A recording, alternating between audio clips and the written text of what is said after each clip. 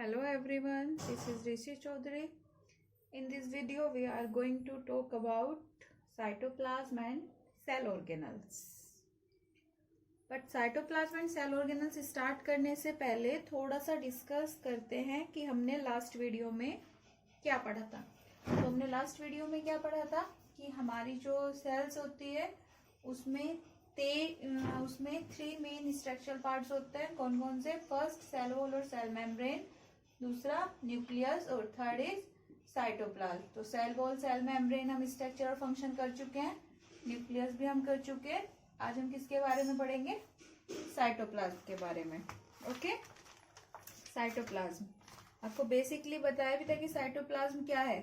Cytoplasm is the fluid contain inside the plasma membrane. जो भी black colour से आपको फ्लूइड दिखाई दे रहा है, dot dot structures, this is cytoplasm. ये हमारा क्या है? साइटोप्लाज्म है। और इसी साइटोप्लाज्म के अंदर क्या होते हैं? बहुत सारी स्पेशलाइज्ड सेल ऑर्गेनल्स प्रेजेंट होते हैं। और इन सेल ऑर्गेनल्स का सबका क्या होता है? अपना स्पेसिफिक फंक्शन होता है। जैसे कि एक ये हमारी प्लांट सेल्स का एग्जांपल है, और इस प्लांट सेल्स में हमारे 7 सेल ऑर्गेनल्स प्रेजेंट हैं, जिनका एक सेल के अंदर मेन फंक्शन होता है। ओके, अब अगर हम बात करें कि हमारा जो सेल ऑर्गेनल्स हैं वो जो हमारे साइटोप्लाज्म में प्रेजेंट होते हैं, तो अगर साइटोप्लाज्म के फंक्शंस क्या होगा? साइटोप्लाज्म हमारे क्या फंक्शन करता है? तो फर्स्ट फंक्शन तो हमारे साइटोप्लाज्म का यही है कि it is the main site of metabolic pathways such as glycolysis, synthesis of fatty acid, nucleotides and some amino acids take place in the cytoplasm. की पूरी बॉडी की जितनी भी मेटाबॉलिक रिएक्शन होती है सब साइटोप्लाज्म में ही होती है। किसके कारण? सेल ऑर्गेनल्स के कारण। ये सेल ऑर्गेनल्स से सारे फंक्शंस करते हैं, और ये सब कहाँ प्रेजेंट है? साइटोप्लाज्म में प्रेजेंट है। साथ ही साथ जो साइटोप्लाज्म है यही हमारी एक स्टेट फॉर्म है लिविंग ऑफ द सेल्स। जो सेल लिविंग है वो साइटोप्लाज्म के कारण ही हमारी लिविंग है।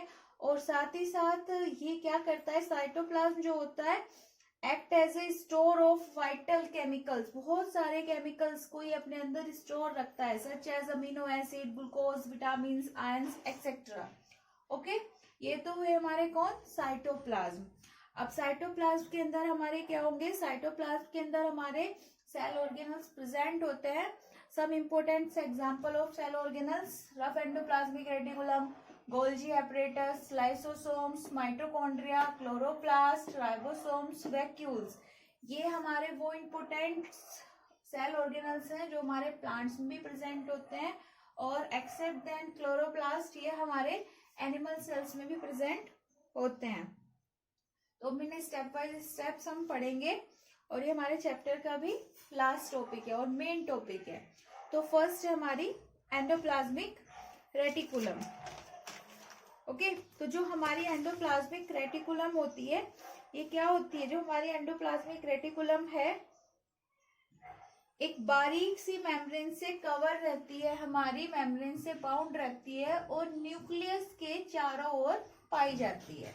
एंडोप्लाज्मिक रेटिकुलम जो होती है हमारे न्यूक्लियस के चारों ओर पाई जाती है, और जो इसकी स्ट्रक्चर्स होती है वो हमारी 3 फॉर्म में पाई जाती है: सिस्टर्नी, वेसिकल्स और ट्यूबल्स। ये इस वाली फॉर्म में भी पाई जाती है हमारी, ये सिस्टर्नी की फॉर्म में भी पाई जाती है, इस फॉर्म में भी पाई जाती है हमारी, और इस फॉर्म में भी पाई जाती है हमारी एंडोप्लाज्मिक रेटिकुलम। इन 3 फॉर्म्स में ये रहती है: सिस्टर्नी, वेसिकल्स एंड ट्यूबल्स।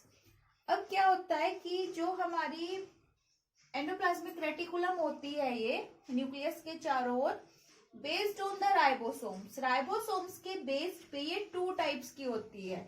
जिसके ऊपर राइबोसोम्स प्रेजेंट होते हैं तो उसका सरफेस एरिया कैसा हो जाएगा? खुरदरा। तो इसे हम कहते हैं रफ एंडोप्लाज्मिक रेटिकुलम।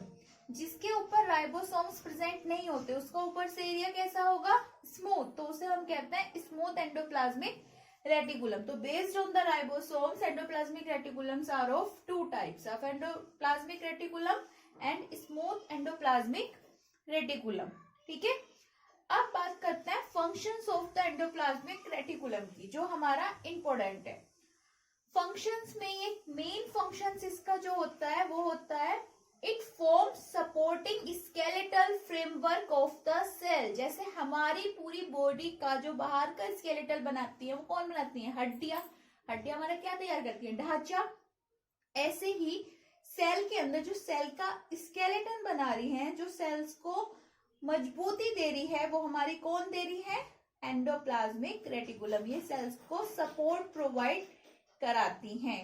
साथ ही साथ दूसरा इनका मेन फंक्शंस होता है, जो हमारा न्यूक्लियर मटेरियल है उसे सेल्स के अंदर ट्रांसफर करना और सेल के मटेरियल को यानी कि साइटोप्लाज्म को न्यूक्लियस के अंदर ट्रांसफर करना। इन दोनों के बीच में ये एक पाथवे का काम भी करती है। अब अगर हमने क्या करा था कि हमने दो चीजें पढ़ी थी, smooth endoplasmic reticulum, rough endoplasmic reticulum. वो जो फंक्शंस अभी आपको दो फंक्शंस बताए वो तो दोनों के लिए क्या थे? दोनों ही उस फंक्शंस को करते थे। लेकिन अगर हम खाली इन्हीं की बात करें दोनों की अलग अलग, तो इनका क्या फंक्शन होता है? तो जो हमारी स्मूथ ईआर होती है वो एक इम्पोर्टेंट रोल करती है biosynthesis of glycolipid, phospholipid and cholesterol कि जो हम ये भी बोल सकते हैं कि जो हमारी स्मूथ ईआर है ये लिपिड्स का सिंथेसिस करती है। जितने भी जो हमारे लिपिड्स होते हैं उनका जो सिंथेसिस करती है वो यही करती है। और साथ ही साथ नेक्स्ट क्लासेस में पढ़ोगे आप, जो हार्मोन्स होते हैं हमारे बॉडीज के अंदर, ये उनका भी रेगुलेशन और सिंथेसिस करती है। और जो हमारी दूसरी होती है रफ एंडोप्लाज्मिक रेटिकुलम, वो करती है हमारे राइबोसोम्स का सिंथेसिस। और प्रोटीन सिंथेसिस जो होता है वो हमारा रफ एंडोप्लाज्मिक रेटिकुलम में ही होता है। ओके, उसके बाद हमारा ये कंप्लीट हो। Second cell organelles is Golgi apparatus. It is also called dictyosome in the plants. Golgi apparatus के और भी अदर नेम है, जैसे कि गोल्जी कॉम्प्लेक्स, गोल्जी बॉडी। इसे गोल्जी एपरेटस या गोल्जी बॉडी या गोल्जी कॉम्प्लेक्स क्यों कहा गया? क्योंकि ये हमारा कैमिलियो गोल्जी नाम के साइंटिस्ट ने डिस्कवर किया था। अब हमारा जो गोल्जी एपरेटस होता है ये भी एक मेम्ब्रेन बाउंडेड स्ट्रक्चर्स होती है, जिसमें क्या होता है? फ्लूइड फिल्ड वेसिकल्स होती हैं, वैक्यूल्स होती हैं और सिस्टर्नी होती हैं इसमें भी, लाइक दैट एंडोप्लाज्मिक रेटिकुलम। इसके अंदर भी हमारी ये सारी चीजें पाई जाती है। ओके, अब जो हमारा गोल्जी एपरेटस होता है इसका मेन फंक्शंस क्या होता है? इसका मेन फंक्शंस है secretion and packing of the material and dispatch one organs to another organs या one cell to another organs. इसीलिए हम इसे traffic police of the cells भी बोलते हैं कि इसका काम क्या है? सब्सटेंस को अपने अंदर पैक करना, फिर उसे एक प्लेस से दूसरे प्लेस तक लेके जाना या एक सेल से दूसरी सेल्स में लेके जाना और वहां पर उसका सिक्रेशन कर देना। ये फंक्शन होता है हमारा गोल्जी एपरेटस या गोल्जी कॉम्प्लेक्स का। और साथ ही साथ क्या करता है? जो ये गोल्जी एपरेटस होता है ये हमारा सेल्यूलोज का, प्रोटीन का, एंजाइम्स का, इन सब का सिंथेसिस भी करता है। Okay, third cell organelles is lysosomes. Third cell organelles है हमारा लाइसोसोम्स। लाइसोसोम्स जो होता है वो एक बहुत टीनी स्ट्रक्चर्स होता है जिसमें मोस्टली क्या रहते हैं? बहुत सारे हमारे एंजाइम्स भरे हुए होते हैं। और जो ये एंजाइम्स होते हैं इनका मेन फंक्शंस होता है हमारी पूरी सेल्स को रेगुलेट करना, पूरी सेल्स की जितने भी सारे फंक्शंस होते हैं डाइजेशन से रिलेटेड उन्हें मेंटेन करना। इसीलिए हम लाइसोसोम्स को digestive bag of the cells भी कहते हैं। ये जितने भी हमारे सेल्स के अंदर डिस्ट्रॉयड या फॉरेन मटेरियल्स होते हैं जैसे कि बैक्टीरिया, वायरस एक्सेट्रा, उन्हें किल कर देता है और किल करने के बाद उन्हें इनगल्फ कर जाता है। साथ ही साथ इसीलिए ये हमारा जो होता है लाइसोसोम्स, इसे हम सेलुलर हाउस कीपर्स भी बोलते हैं और गार्बेज डिस्पोजल भी बोलते हैं। किस चीज के कारण? पूरी सेल की सफाई करने के कारण। नेक्स्ट पॉइंट जो है अब लाइसोसोम्स का, इट इज वेरी इंपॉर्टेंट। ये बहुत इंपॉर्टेंट पॉइंट है और ये किसका मेन फंक्शन भी है। इसे ध्यान से सुनना कि क्या होता है जब किसी सेल स्ट्रक्चर्स का ब्रेकडाउन होता है तो जो सेल्स होती हैं वो सारी डैमेज हो जाती हैं। तो लाइसोसोम्स क्या करता है? ब्रस्ट हो जाता है यानी कि फट जाता है और जो इसके एंजाइम्स होते हैं eat up their own cells, वो अपनी ही सेल्स को खा जाते हैं। इसलिए हमारा जो लाइसोसोम्स होता है इसे हम suicide bag of a cell भी कहते हैं। और ये इसका मेन फंक्शन है कि जो हमारा लाइसोसोम्स होता है हम इसे suicide bag of a cell भी कहते हैं। क्यों कहते हैं एक बार फिर ध्यान से सुन लीजिए। During breakdown of cell structure when the cell get damaged, कि जब सेल्स का ब्रेकडाउन होता है और सेल्स हमारी डैमेज हो जाती है, लाइसोसोम्स में लाइसोसोम्स ब्रस्ट हो जाएगा and the enzymes eat up their own cells, और अपनी ही सेल्स को खा जाएंगे इसके enzymes. Therefore lysosomes are also known as suicide bag of a cell, इसीलिए हम लाइसोसोम्स को उसकी सोसाइड बैग कहते हैं। Okay, next cell organelles is mitochondrion या माइटोकॉन्ड्रिया। ये हमारी सेल्स में एक से ज्यादा प्रेजेंट होती हैं और डबल मेम्ब्रेन बाउंडेड स्ट्रक्चर्स होती हैं। इनके अंदर फिंगर लाइक प्रोजेक्शंस होते हैं। इन फिंगर लाइक प्रोजेक्शन को हम क्रिस्टी कहते हैं और इन क्रिस्टी पर F1 पार्टिकल्स लगे हुए होते हैं। अगर हम एक माइटोकॉन्ड्रिया की स्ट्रक्चर देखें तो वो हमें ऐसी दिखाई देती है और ये हमारी क्रिस्टी है और ये इस पर F1 पार्टिकल्स लगे हुए होते हैं जिनमें हमारी एटीपी होती है। एटीपी क्या करता है, एडिनोसिन ट्राइफॉस्फेट, जो हमारा क्या है, मेन एनर्जी स्टोर करने का एक मोलिक्यूल्स है सेल के अंदर, जिसके थ्रू ही हमें एनर्जी प्रोवाइड होती है। ओके, साथ ही साथ जो हमारा माइटोकॉन्ड्रिया होता है ये अपना डीएनए रखता है। अपना डीएनए रखने के कारण इसके अंदर रेप्लिकेट होने की पावर होती है। जिन सेल ऑर्गेनल्स के अंदर या जिन ऑर्गन्स के अंदर अपना डीएनए होता है वो अपनी दूसरी कॉपी बना सकते हैं। तो माइटोकॉन्ड्रिया के अंदर अपना डीएनए होने के कारण ये भी अपनी दूसरी कॉपी बना लेता है। फंक्शन क्या है इसका, जो हमारा माइटोकॉन्ड्रिया है इसके अंदर क्या पाया जा रहा है, एटीपी। एटीपी में क्या है, एनर्जी स्टोर है। तो इसीलिए जो माइटोकॉन्ड्रिया का फंक्शन है वो फंक्शन है provide the energy to the cell. ये पूरी सेल्स को एनर्जी प्रोवाइड कराता है for the use of the cell, cells के यूज के लिए, उसकी वर्किंग के लिए। और इसीलिए हम माइटोकॉन्ड्रिया को कहते हैं powerhouse of the cell. और जो हमारा माइटोकॉन्ड्रिया होता है वो powerhouse of the cell कहलाता है। उसके बाद नेक्स्ट सेल ऑर्गेनल्स जो आता है हमारा वो आता है हमारा क्लोरोप्लास्ट। क्लोरोप्लास्ट जो होता है वो सिर्फ प्लांट सेल्स में प्रेजेंट होता है, एनिमल सेल्स में प्रेजेंट नहीं होता है। क्लोरोप्लास्ट में भी हमारा क्या होता है कि क्लोरोप्लास्ट की भी हमारी डबल मेम्ब्रेन स्ट्रक्चर होती है। जो क्लोरोप्लास्ट होता है हमारा वो भी डबल मेम्ब्रेन स्ट्रक्चर्स का होता है। और साथ ही साथ क्या होता है कि अब जो हमारा क्लोरोप्लास्ट होता है इसमें अंदर ग्रेनम होती है जिन्हें ग्रेना हम बोलते हैं। और ये ग्रेना सिक्कों के चट्टे की तरह अपनी स्ट्रक्चर बना लेती हैं और एक दूसरे से स्ट्रोमा लैमेला के थ्रू जुड़ी हुई होती हैं। ओके, और साथ ही साथ जो हमारा क्लोरोप्लास्ट होता है इसके अंदर भी अपना डीएनए पाया जाता है। इसलिए जो क्लोरोप्लास्ट होता है ये भी क्या पावर रखता है, अपनी कॉपी बनाने की पावर रखता है, यानी कि अपनी डुप्लीकेट कॉपी बना सकता है।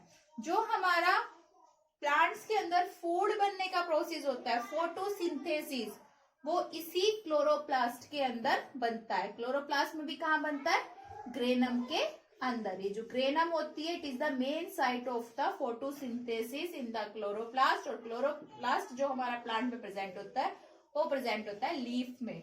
जो लीफ होती है उसमें प्रेजेंट होता है क्लोरोप्लास्ट और ये ग्रीन कलर का पिगमेंट होता है। अब क्लोरोप्लास्ट का मेन फंक्शन क्या है हमारा, जो क्लोरोप्लास्ट है क्या करता है, trap the solar energy, solar energy को ट्रैप करता है and utilize to formation of the food for the plants, या प्रिपरेशन ऑफ द फूड, और खाना बनाने में प्लांट की मदद करता है। और इसीलिए हम क्लोरोप्लास्ट को किचन ऑफ द सेल भी बोलते हैं, क्योंकि ये सेल के लिए क्या कर रहा है, खाना बना रहा है। Next cell organelles is ribosomes. Ribosomes की जो स्ट्रक्चर होती है वो बहुत ज्यादा डेंस, स्फेरिकल और ग्रेन्यूल्स होती है, बिल्कुल रेत के कण की तरह। और साथ ही साथ ये हमारे कैसे होते हैं, नॉन मेम्ब्रेन्स होते हैं, यानी कि इनके ऊपर कोई मेम्ब्रेन प्रेजेंट नहीं होती। लास्ट क्लास में मैंने आपको ऐसे ही एक सेल ऑर्गेनल्स और बताया था, कौन था वो? न्यूक्लियोलस। तो हमारी पूरी सेल्स में टोटल ऐसे 2 सेल ऑर्गेनल्स होते हैं, न्यूक्लियोलस और राइबोसोम, जो नॉन मेम्ब्रेन्स होते हैं, जिनके ऊपर मेम्ब्रेन प्रेजेंट नहीं होती। ओके, हमारे जो राइबोसोम्स होते हैं ये एंडोप्लाज्मिक रेटिकुलम के ऊपर पाए जाते हैं, और कुछ राइबोसोम्स फ्रीली स्टेज में भी साइटोप्लाज्म के अंदर पाए जाते हैं। लेकिन जो दोनों ही राइबोसोम्स होते हैं उनका फंक्शंस क्या होता है? उनका मेन फंक्शंस होता है सिंथेसिस ऑफ प्रोटीन। प्रोटीन का जो सिंथेसिस होता है वो कौन करता है? राइबोसोम्स करते हैं। राइबोसोम्स का ये रोल्स होता है हमारी सेल के अंदर। Next cell organelles is vacuoles. Next cell organelles हमारा कौन सा है? वैक्यूल्स। ओके, जो वैक्यूल्स होती है ये हमारा क्या है? एक फ्लूइड फिल्ड और solid field membranes bound space की मेम्ब्रेन से घिरा हुआ एक फील्ड होता है जो पूरा फ्लूइड से यानी कि एक लिक्विड से भरा हुआ होता है। जो इसकी इनर मेम्ब्रेन होती है ये, या ये बोल सकते हैं कि जो इसके अंदर फ्लूइड भरा हुआ होता है that is called the tonoplast. इसे हम क्या बोलते हैं? टोनोप्लास्ट बोलते हैं। जो हमारी सेल्स की वैक्यूल की मेम्ब्रेन होती है उसे हम क्या बोलते हैं? टोनोप्लास्ट बोलते हैं। और जो इसके अंदर पूरा भरा हुआ होता है ये हमारा कहलाता है सेल सैक, जिसके अंदर हमारे बहुत सारे nutrients, vitamins, enzymes, minerals, proteins, ये सब हमारे रहते हैं। अब जो हमारी वैक्यूल्स होती है प्लांट में, तो ये प्लांट सेल्स का 90% पार्ट कवर करती है, और एनिमल्स में ये या तो पाई नहीं जाती है, और अगर पाई जाती है तो टेम्परेरी होती है और केवल फूड इनग्रस्ट करने के टाइम पे पाई जाती है, जैसे कि example amoeba. Okay, function of the vacuole. Vacuole का जो मेन फंक्शन होता है वो होता है maintain the osmotic pressure in a cell, that is osmoregulation, कि उसके अंदर क्या करना? वाटर का जो बैलेंस होता है उसे बना के रखना। साथ ही साथ इसका जो दूसरा फंक्शन होता है वो होता है कि they store toxic metabolic product of the plant cells, की प्लांट सेल्स के जो टॉक्सिक मेटाबॉलिक प्रोडक्ट होते हैं ये उन्हें अपने अंदर स्टोर रखती है। और थर्ड फंक्शन इसका जो होता है वो होता है कि they provide rigidity of the cell, कि सेल को भी ये कठोरता प्रोवाइड कराती है, जिससे कि वो बारिश, आंधी, तूफान में सेल वॉल जैसे फंक्शंस देती है उसी तरीके से ये भी कुछ फंक्शंस देती है, वो आसानी से सर्वाइव कर सके। ये फंक्शंस होता है हमारे वैक्यूल्स का। ओके, तो ये थे हमारे सारे सेल ऑर्गेनल्स। आपका ये चैप्टर कंप्लीट हो गया है। आपको कोई डाउट हो, कोई क्वेरी हो तो आप पूछ सकते हैं। ओके।